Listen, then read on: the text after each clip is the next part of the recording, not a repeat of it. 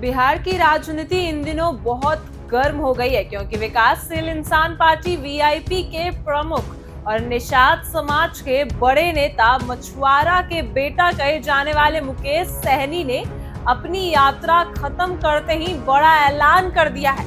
उन्होंने साफ कहा कि आने वाले बिहार विधानसभा चुनाव 2025 में उनकी पार्टी 50% सीटों पर सिर्फ अति पिछड़ा वर्ग और अनुसूचित जाति के उम्मीदवारों को चुनाव लड़वाएगी। यानी अब तक नदी में किस्मत तलाशने वाले निषाद समाज आज सत्ता की चाबी अपने हाथ में लेने का सपना देख रही है। मुकेश सहनी ने कहा कि जलवायु परिवर्तन के कारण तापमान बढ़ने और बारिश का जो पैटर्न बदलता है उससे नदियों का जलस्तर घटने से मछलियों का जो चक्र है वो बिगड़ गया है, जिससे मछुआरा समाज की जो रोजी रोटी है उस पर सीधा असर पड़ा। ऐसे में अगर उनकी सरकार बनती है तो वे नदियों के संरक्षण और मछुआरा की मदद के लिए बड़ी योजना लाएंगे ताकि नदियां फिर से अच्छी हो जाए और गरीब परिवारों की आमदनी ठीक हो सके।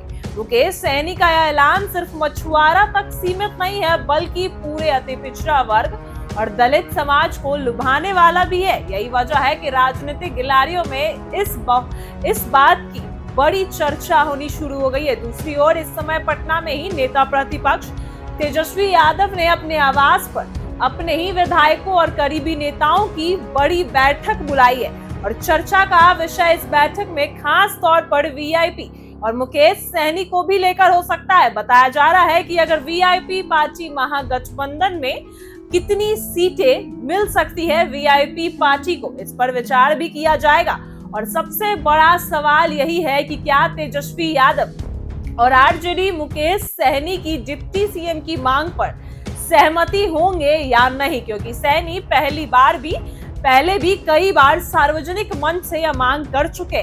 अब उन्होंने फिर से 50% सीटों की लड़ने की दावेदारी फिर से कर दी है। उनकी ताकत और बढ़ गई है। राजनीतिक जानकारों का मानना है वीआईपी का यह कदम महागठबंधन और एनडीए दोनों के खेमे की रणनीति को प्रभावित करेगा, क्योंकि निषाद समाज और अति पिछड़ा वर्ग बिहार की राजनीति में बड़ी संख्या में है और अगर मुकेश सहनी को महत्व मिलता है तो यह वोट बैंक सीधे उनके साथ जा सकता है। वहीं दूसरी ओर आरजेडी को डर भी है कि कहीं सहनी को ज्यादा ताकत देने पर उनके पारंपरिक वोट पर असर पड़ सकता है। इसी वजह से आज की बैठक को बेहद अहम भी माना जा रहा है। कहा जा रहा है कि इस बैठक से बिहार के अगले चुनाव की गठबंधन की तस्वीर काफी हद तक साफ हो जाएगी। यानी एक तरफ वीआईपी पार्टी ने जलवायु परिवर्तन, मछुआरा की रोजी रोटी की मुद्दे और आम आदमी और आम जनता खासकर गरीब तबके को अपने साथ जोड़ने की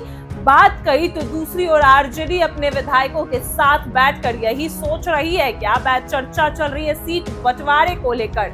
राजनीति के जानकार भी यही कहते हैं कि मुकेश सहनी की राजनीति अब सिर्फ मछुआरा तक सीमित नहीं रह गई है बल्कि वह पूरे बिहार में खुद को अति पिछड़े के बड़े नेता के तौर में पेश करने की कोशिश भी करते आ रहे हैं। इसी कारण उन्होंने सीटों के बंटवारे और आरक्षण का मुद्दा जोर शोर से उठाया है। अब देखने वाली बात है यही होगी कि महागठबंधन उन्हें अपने साथ रखकर समझौता कराता है या फिर अलग रास्ता चुनता है। फिलहाल इतना तय है कि मुकेश सहनी के इस बड़े ऐलान और तेजस्वी यादव की बैठक से बिहार की राजनीति में हलचल मच गई है और आज का दिन आगे की सियासत तय करने वाला साबित हो सकता है, क्योंकि एक तरफ तेजस्वी यादव बैठक कर रहे हैं तो दूसरी तरफ फिर से मुकेश सहनी ने 50% सीटों की मांग कर दी है। या आपकी स्क्रीन पर देखिए 50% सीटों की मांग कर दी है, जो अति पिछड़े वर्ग को निषाद समाज के लिए हक की लड़ाई लड़ रहे हैं।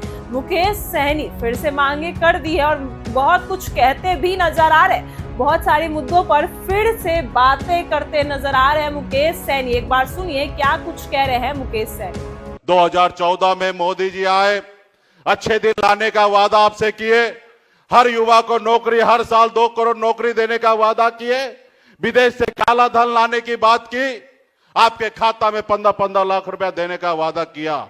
लेकिन उनको पता है क्योंकि आपके वोट से नहीं, वो चोरी के वोट से देश के प्रधानमंत्री बने हैं। अगर आपके वोट का फिक्र होता तो निश्चित तौर पे आपके लिए काम करता। अभी उनको पता है कि आप वोट दो या ना दो, उनको सरकार में रहना, इसलिए उन्होंने आपके 2 करोड़ युवा का नौकरी हर साल देने का था। आज 11 साल में 22 करोड़ नौकरी होता, उन्होंने 22 करोड़ तो छोड़िए 11 लाख भी नौकरी आज तक नहीं दिया। 1% तो छोड़िए, आधे % भी नौकरी नहीं दिया। उसके बाद भी 56 इंच का सीना लेकर घूम रहे मोदी जी। महाराष्ट्र में वोट को बढ़ाकर और बिहार में वोट को घटाकर वो सरकार बनाना चाह रहा है।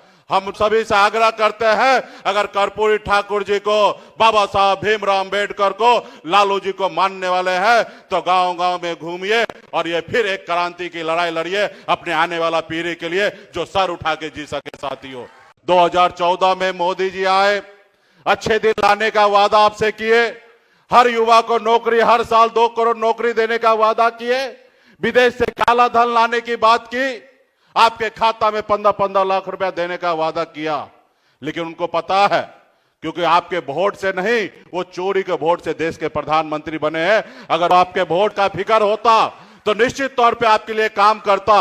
अभी उनको पता है कि आप वोट दो या ना दो, उनको सरकार में रहना, इसलिए उन्होंने आपके 2 करोड़ युवा का नौकरी हर साल देने का था। आज 11 साल में 22 करोड़ नौकरी होता, उन्होंने 22 करोड़ तो छोड़िए 11 लाख भी नौकरी आज तक नहीं दिया। 1% तो छोड़िए, आधे % भी नौकरी नहीं दिया। उसके बाद भी 56 इंच का सीना लेकर घूम रहे मोदी जी। महाराष्ट्र में वोट को बढ़ाकर और बिहार में वोट को घटाकर वो सरकार बनाना चाह रहा है। हम सभी से आग्रह करते हैं, अगर कर्पूरी ठाकुर जी को, बाबा साहब भीमराव अंबेडकर को, लालू जी को मानने वाले हैं तो गांव-गांव में घूमिए और ये फिर एक क्रांति की लड़ाई लड़िए अपने आने वाला पीढ़ी के लिए, जो सर उठा के जी सके। साथियों, 2014 में मोदी जी आए, अच्छे दिन लाने का वादा आपसे किए, हर युवा को नौकरी, हर साल 2 करोड़ नौकरी देने का वादा किए, विदेश से काला धन लाने की बात की, आपके खाता में 15-15 लाख रुपया देने का वादा किया।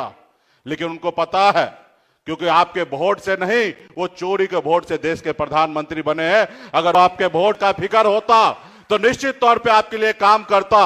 अभी उनको पता है कि आप वोट दो या ना दो, उनको सरकार में रहना, इसलिए उन्होंने आपके 2 करोड़ युवा का नौकरी हर साल देने का था। आज 11 साल में 22 करोड़ नौकरी होता, उन्होंने 22 करोड़ तो छोड़िए 11 लाख भी नौकरी आज तक नहीं दिया। 1% तो छोड़िए, आधे % भी नौकरी नहीं दिया। उसके बाद भी 56 इंच का सीना लेकर घूम रहे मोदी जी। महाराष्ट्र में वोट को बढ़ाकर और बिहार में वोट को घटाकर वो सरकार बनाना चाह रहा है।